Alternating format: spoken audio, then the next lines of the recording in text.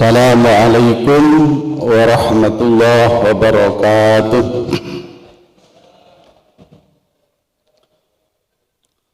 Bismillahirrahmanirrahim. Alhamdulillahi rabbil alamin wa bihi nasta'inu ala umurid dunya waddin. Wassalatu wassalamu ala ashrafil anbiya'i wal mursalin sayyidina wa maulana Muhammad wa ala alihi wa ashabihi ajma'in. Qala Allah ta'ala fi kitabihil karim, a'udzu billahi minasy syaithanir rajim, wal 'ashri innal insana lafi khusrin إلا الذين آمنوا وعملوا الصالحات وتواصوا بالحق وتواصوا بالصبر. قال رسول الله صلى الله عليه وسلم من صام رمضان إيمانا واحتسابا غفر له ما تقدم من ذنبه. Sadaqallahul azim wa sadaqa rasuluhul karim wa nahnu ala dhalika minasyahidin.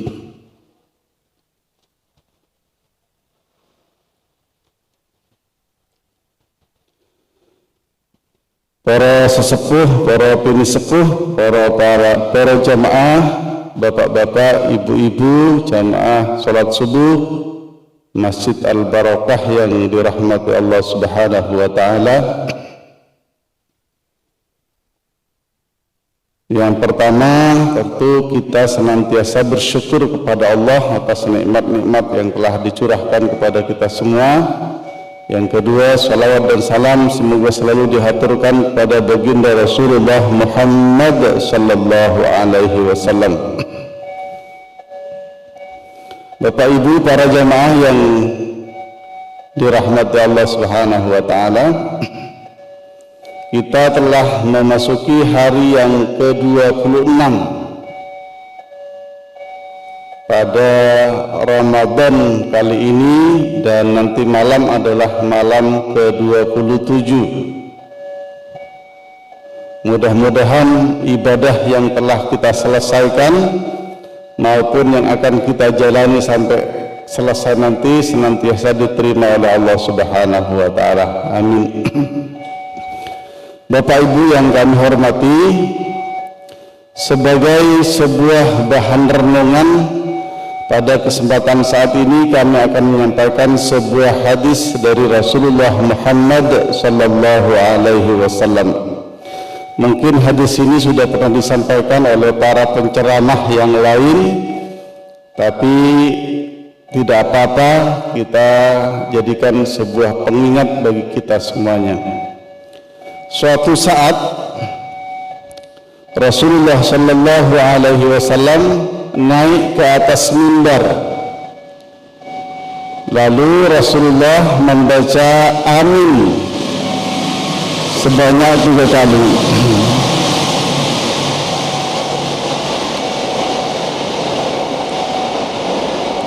Jadi Rasulullah membaca amin sebanyak 3 kali. Setelah selesai, para sahabat mendekat. Ada yang mengatakan diminta untuk mendekat kepada Rasulullah. Lalu sahabat bertanya, "Ya Rasulullah, ada apa gerangan?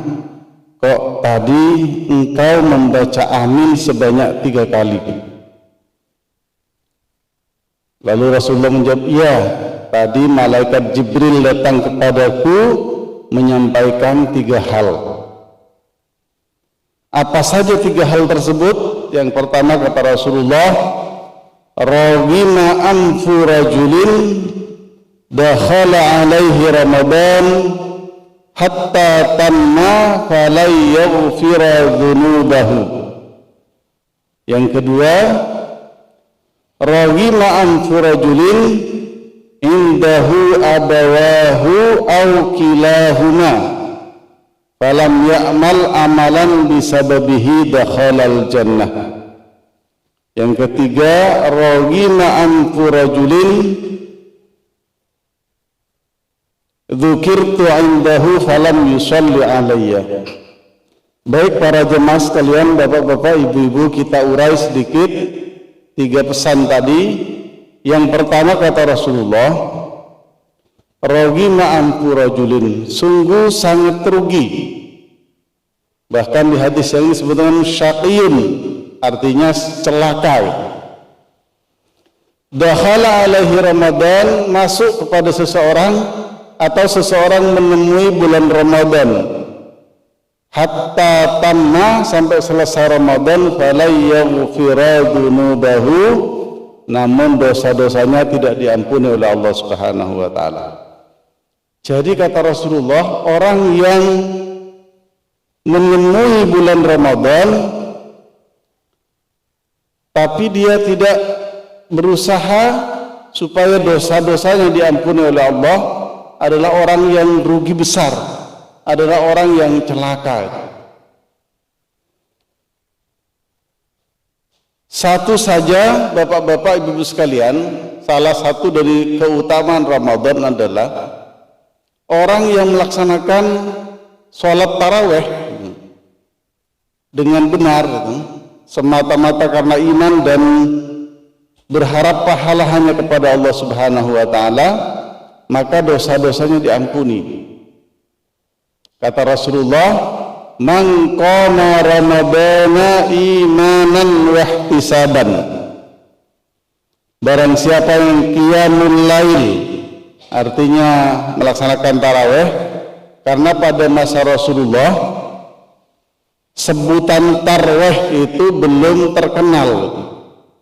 Yang ada pada saat itu adalah qiyamul lail. Makanya hadisnya berbunyi man qama ramadana, barang siapa yang qiyamul lail pada bulan Ramadan imanan wa ihtisaban, karena iman dan hanya semata-mata berharap pahala dari Allah Subhanahu wa taala, ghufira lahu ma taqaddama min dzambih, maka dihapus seluruh dosanya yang telah berlalu. Ini baru sholat tarawih, belum puasanya, belum tadarrusnya, belum sedekahnya dan sebagainya. Tarawih saja sudah bisa menghapus dosa yang telah berlalu. Pertanyaannya begini, dosa yang mana yang diampuni oleh Allah Subhanahu wa taala? Apakah semua dosa kecil maupun besar atau hanya dosa kecil?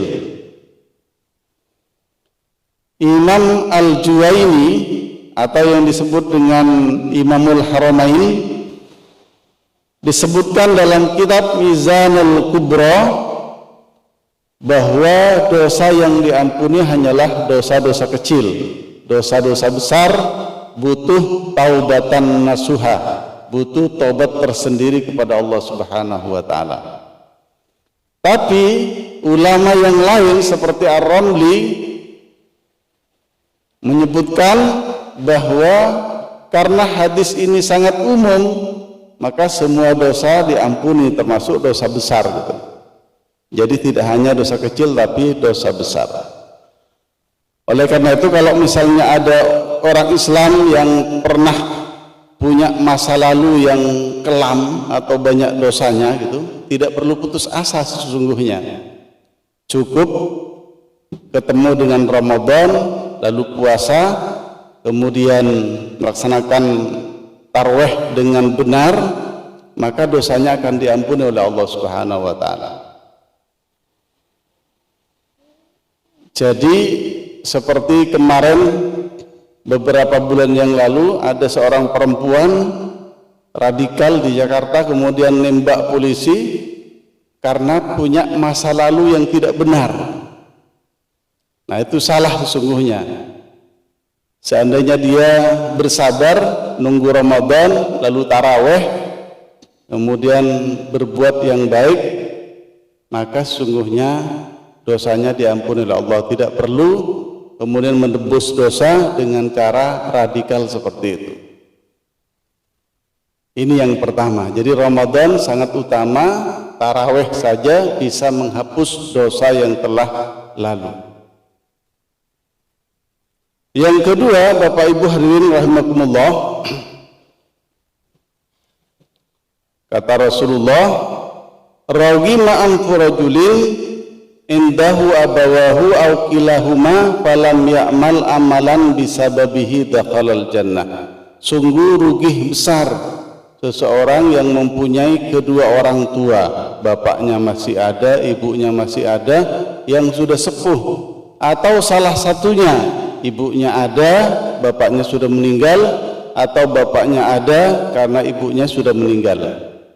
Falam ya'mal amalan bisababihi dakhalal jannah, tapi orang tersebut tidak berbuat sesuatu amalan yang bisa menyebabkan seseorang masuk surganya Allah Subhanahu wa taala.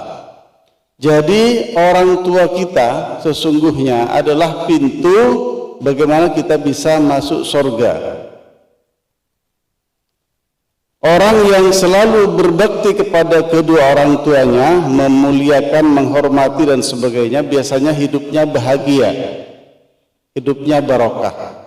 Tapi orang yang durhaka biasanya hidupnya sengsara. Pada masa Rasulullah ada seorang bernama Alqamah. Alqamah itu sesungguhnya adalah orang yang rajin juga sembahyang, sholat sama Rasulullah. Tapi pada akhir hayatnya dia sengsara. Ketika sakaratul maut, nyawanya nggak keluar-keluar, sulit, susah. Lalu dilaporkan kepada Rasulullah. Rasulullah bertanya, apakah Alqamah punya dosa sama ibunya?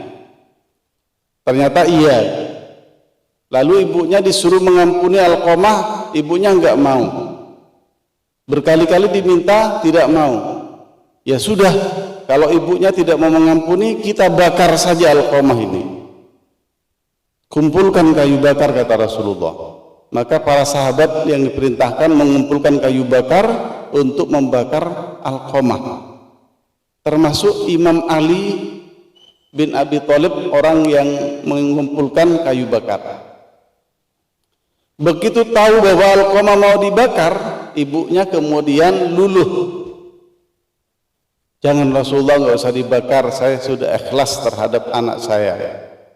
Begitu kata-kata itu keluar dari ibunya Alqamah, langsung Alqamah itu bisa lepas nyawanya dengan tenang. Nah, ini karena ridho orang tua. Menurut Pak Maskur gitu, yang pernah saya dengarkan ceramahnya itu, sesungguhnya Alqamah itu ya nggak terlalu berdosa banget itu, hanya bikin ibunya kecewa. Suatu saat ibunya Alqamah datang ke rumahnya Alqamah, kemudian ada makanan di atas mejanya. Ibunya Alqamah pingin makan, tapi sama Alqamah dihalang, dilarang. Jangan bu, jangan dimakan, itu makanan istri saya. Suatu saat ibunya Alqamah datang lagi, katanya ada selembar kain yang cukup bagus. Ibunya Alqamah pingin menjahitnya untuk menjadi bajunya. Tapi Alqamah juga melarang, jangan bu, itu punya istri saya, nanti ibu saya carikan yang baik. Lalu ibunya Alqamah mengelus dada, ternyata ya Allah, anakku Alqamah sudah lebih cinta kepada istrinya daripada kepada saya sebagai ibunya. Nah, hal-hal demikian itu kemudian menjadikan ibunya kecewa, sehingga Alqamah kesulitan untuk melepaskan nyawanya ketika menjelang sakaratul maut, menjelang meninggal.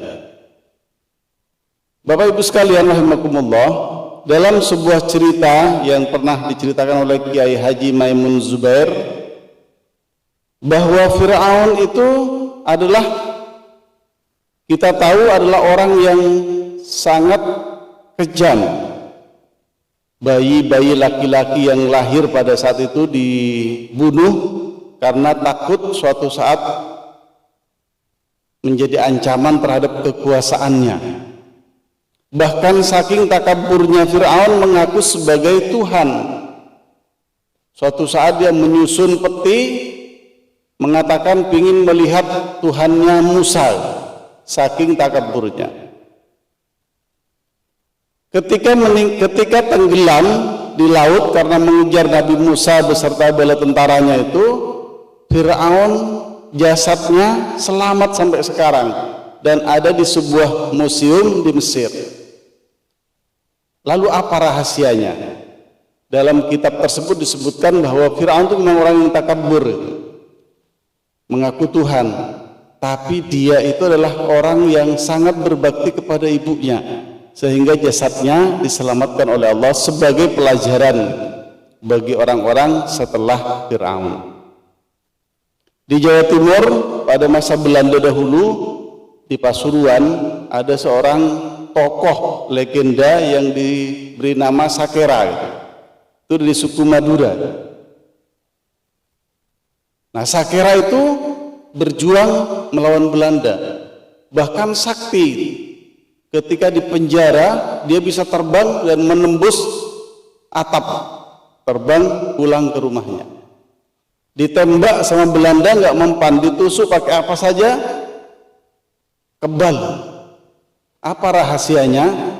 Ternyata Sakera itu setiap kali ada kesempatan datang kepada ibunya, minta doa sama ibunya. Bu, doakan saya berperang dengan Belanda. Iya nak, kamu tak doakan selamat. Kebal, kata orang Madura, teguh gitu. Teguh. Maka itu nggak mempan gitu. Tapi pada akhir hayatnya karena Belanda memang kuat, Sakera ditangkap lalu mau dihukum gantung. Ketika mau digantung, kebetulan waktu itu adzan gitu. Lalu si Sakera ditanya, permintaanmu terakhir apa? Dia bilang, saya mau sholat. Nah, ini kisah-kisah orang yang berbakti kepada kedua orang tuanya. Orang yang celaka, yang sengsara juga banyak, ada malin kundang, ada siapa, macam-macam itu. Intinya orang yang senantiasa berbakti kepada bapak ibunya, lebih-lebih kepada ibunya, biasanya hidupnya mulia. Nah, sekarang ini anak-anak kos yang dari jauh tidak bisa pulang karena tidak bisa mudik. Nah, ini kesempatan untuk berbakti kepada orang tuanya dengan cara pakai media, misalnya WA, video call dan sebagainya, memuliakan orang tua. Yang terakhir Bapak Ibu sekalian rahimakumullah, kata Rasulullah, raghima anfu rajulin dzukirtu indahu falam yusalli alayya. Sungguh sangat rugi besar, celaka seseorang yang mendengar namaku disebutkan di hadapannya, dia diam saja, acuh tak acuh, tidak membaca sholawat kepada aku. Jadi kata Rasulullah, termasuk kerugian besar ketika mendengar nama Nabi Muhammad sallallahu alaihi wasallam disebutkan, tapi kita diam saja tidak bersholawat kepada beliau. Padahal seandainya bersholawat 1 kali, Allah akan membalas dengan 10 kebaikan. Man shalla alayya sholatan wahidatan sallallahu alaihi asyran. Barang siapa yang bersolat kepadaku 1 kali, Allah akan menurunkan 10 kali kebaikan. Kalau 2 kali berarti 20 kali kebaikan, dan seterusnya dan seterusnya. Nah, Bapak Ibu sekalian rahimakumullah, para jamaah sholat subuh Masjid Al-Barokah yang kami hormati, 3 hal tadi adalah renungan bagi kita pada Ramadan kali ini untuk kita tingkatkan. Semoga Ramadan kali ini diterima oleh Allah Subhanahu wa taala. Kurang lebihnya mohon maaf, billahi taufiq wal hidayah. Assalamualaikum warahmatullahi wabarakatuh.